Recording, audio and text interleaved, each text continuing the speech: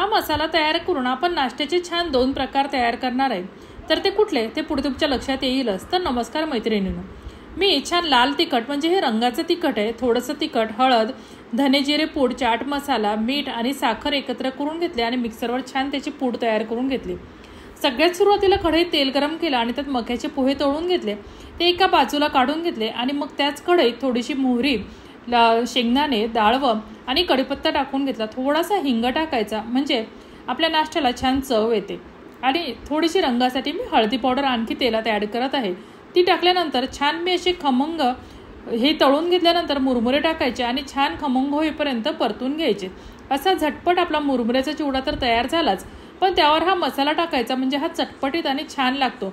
आणि तशाच पद्धतीने हाच मसाला टाकून मी मक्याचा चिवडासुद्धा तयार करून घेतला. तर हे दोन्ही चिवड्याचे प्रकार तुम्हाला कसे वाटले हे कमेंट करून नक्की कळवा आणि असा हलका फुलका नाश्ता नक्की ट्राय करून बघा. धन्यवाद.